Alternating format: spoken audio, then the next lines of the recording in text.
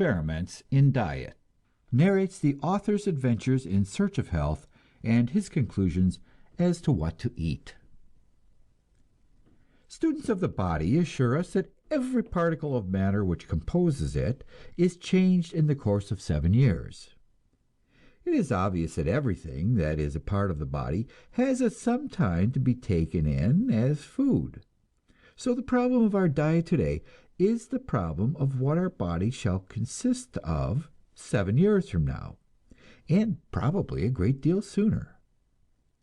I begin this discussion by telling my own personal experiences with food. I am not going to recommend my diet for anyone else, because one of the first things I have to say about the subject is that every human individual is a separate diet problem. But I am going to try to establish a few principles for your guidance, and more especially to point out the commonest mistakes. I tell about my own mistakes because it happens that I know them more intimately. I was brought up in the South, where it is the custom of people to give a great deal of time and thought to the subject of eating. Among the people I knew, it was always taken for granted that there should be at least one person in the kitchen devoting all her time to the preparing of delicious things for the family to eat. This person was generally a negress, and needless to say, she knew nothing about the chemistry of foods, nothing about their constituents or nutritive qualities. All she knew was about their taste. She had been trained to prepare them in ways that tasted best, and was continually being advised and exhorted and sometimes scolded by the ladies of the family on this subject. At the table, the family and the guests never failed to talk about the food and its taste, and not infrequently the cook would be behind the door listening to their comments, or else she would wait until after the meal for the report which somebody would bring her. In addition to this, the ladies of the family were skilled in what is called fancy cooking. They did not bother with the meats and vegetables, but they mixed batter cakes and made all kinds of elaborate desserts, and exchanged these treasures and the recipes for them with other ladies in the neighborhood. In addition to this, there were certain periods of the week and of the year especially devoted to the preparing and consuming of great quantities of foods. Once every 7 days, the members of the family expressed their worship of their Creator by eating twice as much as usual. And at another time, they celebrated the birth of their Redeemer by overeating systematically for a period of 2 or 3 weeks. Needless to say, of course, the children brought up in such an environment all had large appetites and large stomachs, and their susceptibility to illness was recognized by the setting apart for them of a whole classification of troubles. Children's diseases, they were called. In addition to children's diseases, there were coughs and colds and sore throats and pains in the stomach and constipation and diarrhea, which the children shared with their adults. I had a little more than my share of all these troubles. Always a doctor would be sent for, and always he was wise and impressive, and always I was impressed. He gave me some pills or a bottle of liquid, a teaspoonful every 2 hours, or something like that. I can hear the teaspoon rattle in the glass as I write. I had a profound respect for each and every one of those doctors. He was wisdom walking about in trousers, and whenever he came, I knew that I was going to get well, and I did, which proved the case completely. Then I grew up, and at the age of 18 or 19 became possessed of a desire for knowledge, and took to reading and studying literally every minute of the day and a good part of the night. I seldom let myself go to sleep before 2 o'clock in the morning, and was always up by 7 and ready for work again. I did this for 10 years or so, until nature brought me to a complete stop. During these 10 years, I was a regular experiment station in health. That is, I had every kind of common ailment, and had it over and over again, so that I could try all the ways of curing it, or failing to cure it, and kept on trying until I was sure one way or the other. I came recently upon a wonderful saying by John Burroughs, which will be appreciated by every author. This writing is an unnatural business, It makes your head hot and your feet cold, and it stops the digesting of your food. This trouble with my digestion began when I was writing my second novel, camping out on a lonely island at the foot of Lake Ontario. I went to see a doctor in a nearby town, and he talked learnedly about dyspepsia. The cause of it, he said, was failure of the stomach to secrete enough pepsin, and the remedy was to take artificial pepsin obtained from the stomach of a pig. He gave me this pig pepsin in a bottle of red liquid, and I religiously took some after each meal. It helped for a time, but then I noticed that it helped less and less. I got so that a simple meal of cold meat and boiled potatoes would stay in my stomach for hours, in spite of any amount of the pig pepsin. I would lie about in misery because I wanted to work, and my accursed stomach would not let me. All the time, of course, I was using my mind on this problem, groping for causes. I found that the trouble was worse if I worked immediately after eating. I found also that it was worse when I was writing books. When I got sufficiently desperate, I would stop writing books and go off on a hunting trip. I would tramp 20 miles a day over the mountains looking for deer, and I would come back at night too tired to think, and in a week or two every trace of my trouble would be gone. So my life regimen came to be first the writing of a book, and then a hunting trip to get over the effects of it. But as time went on, alas, I noticed the recuperation was more slow and less certain. The working times grew shorter, the hunting times grew longer, until finally I got to a point where I couldn't work at all. I would go to pieces in a few days if I tried it. It was apparently the end of my stomach, and the end of my sleeping, and the end of my writing books. My teeth were decaying, not merely outside but inside. I would have abscesses and most frightful agonies to endure. I would lie awake at night, and it would seem to me that I could feel my body going to pieces, an extremely depressing sensation. I had been trying experiments all this time. I had been going to one doctor after another, and had got to realize that the doctors only treated symptoms. They treated the diseases when they appeared, but nobody ever told you how to keep the diseases from appearing. Why could there not be a doctor who would look you over thoroughly and tell you everything that was wrong with you and how to set it right? A doctor who would tell you exactly how to live, so that you might keep well all the time. I was studying economics and becoming suspicious of my fellow man.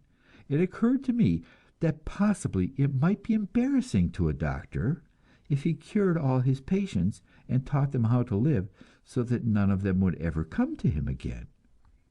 It occurred to me that possibly this might be the reason why preventive medicine, constructive health work, was getting so little attention from the medical fraternity.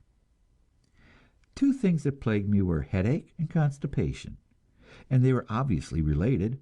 For constipation, the world had one simple remedy: you took something every night or every morning, and thought no more about it.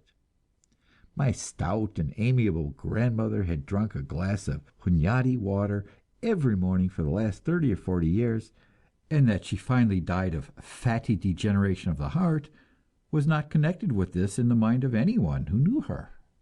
As for headaches, people would tell you this, that, and the other remedy, and I would try them, that is, unless they happened to be drugs. I was getting more and more shy of drugs. I had some blessed instinct which saved me from stimulants and narcotics. I had never used tea, coffee, alcohol, or tobacco, and in my worst periods of suffering, I never took to putting myself to sleep with chloral, or to stopping my headaches with phenacetin. At the end of 6 or 8 years of purgatory, I came upon a prospectus of the Battle Creek Sanitarium. This seemed to me exactly what I wanted. This was constructive. It dealt with the body as a whole. So I spent a couple of months at the San, and paid them something like $1,000 to tell me all they could about myself. The first thing they told me was that meat eating was killing me. It was perfectly obvious, was it not, that meat is a horrible feeding place for germs, that rotten meat is dreadfully offensive, and likewise digested meat. Consider the excreta of cats, for example.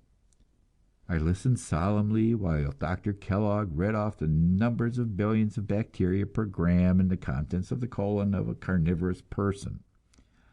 It certainly seemed proper that the author of The Jungle should be a vegetarian, so I became one, and did my best to persuade myself that I enjoyed the taste of the patent meat substitutes which are served in 100-calorie portions in the big sanitarium dining room.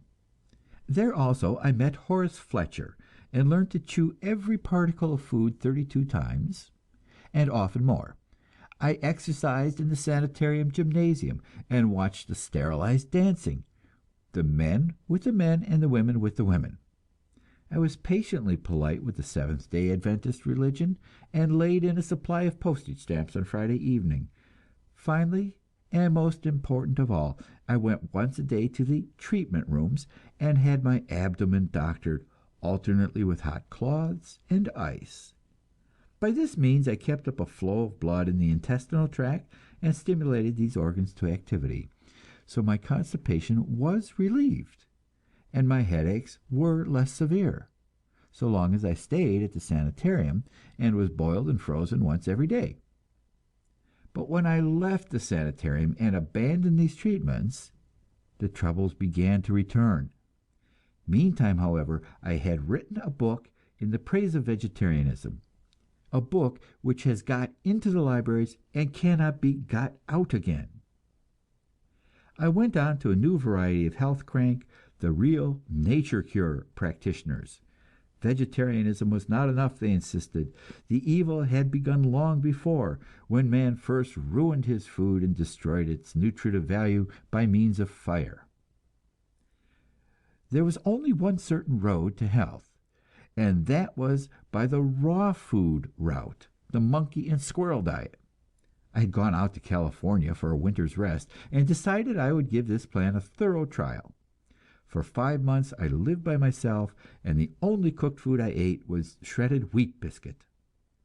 For the rest, I lived on nuts and salads and fresh and dried fruits, and during this period I enjoyed such health as I had never known in my life before. I had literally not a single ailment. I was not merely well, but bubbling over with health. I had a friend who said it cheered him just to see me walk down the street. I thought that it was entirely the raw food, and that I had solved the problem forever. But I overlooked the fact that during those 5 months I had done no hard brain work, no writing. I went back to writing again, and things began to go wrong. My wonderful raw foods took to making trouble in my stomach, and I assure you that until you try it, you have no idea the amount of trouble that can be made in your stomach by a load of bananas and soaked prunes which had gone wrong. For a year or two I agonized. I could not give up my wonderful raw food diet, because I had always before me the vision of those months in California, and I could not understand why it was not that way again. But the time came when I would eat a meal of raw food, and for hours afterwards my stomach would feel like a blown-up football. Then somebody gave me a book by Dr. Salisbury on the subject of the meat diet. Of all the horrible things in the world, a meat diet sounded to me the worst. I had been a vegetable enthusiast for 3 years, and thought of eating meat as you would think of cannibalism. But there has never been a time in my life when I could not hear something new and give it a trial if it sounded well. So I read the books of Dr. Salisbury, which have long been out of print, and have been curiously neglected by the medical profession. Salisbury was a real pioneer, an experimenter. He wrote in the days before the germ theory, and so missed his guess regarding tuberculosis, but he perceived that most of the common diseases are caused by dietetic errors, and he set to work to prove it. He showed that hog cholera and army diarrhea are the same disease, and come from the same cause. He took a squad of men and fed them an army biscuit for 2 or 3 weeks until they were nearly dead, and then he put them on a diet of lean beef and completely cured them in a few days. He did the same thing with one kind of food after another, and in each case he would bring his men as near to death as he dared, and then he would cure them.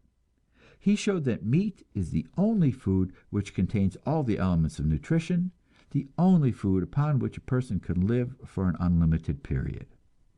As Salisbury said, beef is first, mutton is second, and the rest nowhere. It was his idea that tuberculosis of the lungs is caused by spores of fermenting starch clogging the minute blood vessels. He claimed that there is an early stage of tuberculosis in which the spores are floating in the bloodstream. He put large numbers of patients upon a diet of lean beef, ground and cooked, and he cured them of tuberculosis. And if one of them would break the diet and yield to a craving for starch or sugar, Salisbury claimed that he could find it out an hour or two later by examining a drop of their blood under the microscope. In his books he described vividly the effects of an excess of starch and sugar in the diet. He called it making a yeast pot of your stomach. And you can imagine how that hit my stomach, full of half-digested bananas and prunes. I tried the Salisbury diet and satisfied myself of this one fact, that lean meat is for brain workers the most easily assimilated of all foods. Salisbury claimed that you could not overeat on meat, but I do not believe there is any food you cannot overeat on. Nor do I believe that anyone should try to live on one kind of food. We are by nature omnivorous animals. Our digestive tracts are similar to those of hogs and monkeys, which eat all varieties of food they can get. One of the common errors of the nature cure enthusiast is to cite the monkey and the squirrel as fruit and nut-eating animals, when the fact is that monkeys and squirrels eat meat when they can get it, and the ardor with which they go bird nesting is evidence enough that they crave it. If there is any race of man which is vegetarian, you will find that it is from necessity alone. The beautiful South Sea Islanders, who are the theme of the raw fooders' ecstasy, spend a lot of their time catching fish, and sometimes they kill a pig, and celebrate the event precisely as Christians celebrate the birth of their Redeemer. From this you may be able to guess my conclusions. As a result of much painful blundering and experimenting, so far as diet is concerned, I belong to no school. I have learned something from each one, and what I have learned from a trial of them all is to be shy of extreme statements and of hard and fast rules. To my vegetarian friends who argue that it is morally wrong to take sentient life, I answer that they cannot go for a walk in the country without committing that offense, for they walk on innumerable bugs and worms. We cannot live without asserting our right to subject the lower forms of life to our purposes. We kill innumerable germs when we swallow a glass of grape juice, or for that matter, a glass of plain water. I shall be much surprised if the advance of science does not someday prove to us that there are rudimentary forms of consciousness in all vegetable life. So we shall justify the argument of Mr. Dooley, who said in reviewing The Jungle that he could not see why it was any less crime to cut off a young tomato in its prime, or to murder a whole cradleful of baby peas in the pod. There is no question that meat eating is inconvenient, expensive, and dirty. I have no doubt that some day we shall know enough to be able to find for every individual a diet which will keep him at the top of his power, without the maintenance of the slaughterhouse. But we do not possess that knowledge at present. At least, I personally do not possess it. I happen to be one of those individuals, there are many of them, with whom milk does not agree, and if you rule out milk and meat, you will find yourself compelled to get a great deal of your protein from vegetable sources, such as peas, beans, and nuts. All these contain a great deal of starch, and thus there is no way you can arrange your diet to escape an excess of starch. Excess of starch, so my experience has convinced me, is the deadliest of all dietetic errors. It is also the commonest of errors, the cause not merely of the common throat and nose infections, but of constipation, and likewise of diarrhea, of anemia, and thus through the weakening of the bloodstream of all disorders that spring from this source: decaying teeth and rheumatism, boils, bad complexion, and tuberculosis.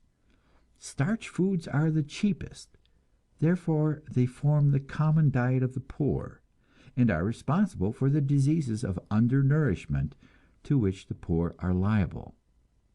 On the other hand, of course, there are perfectly definite diseases of overnourishment: high blood pressure, which culminates in apoplexy; kidney troubles, which result from the inability of these organs to eliminate all the waste matter that is delivered to them; fatty degeneration of the heart, or of the liver, or any of the vital organs.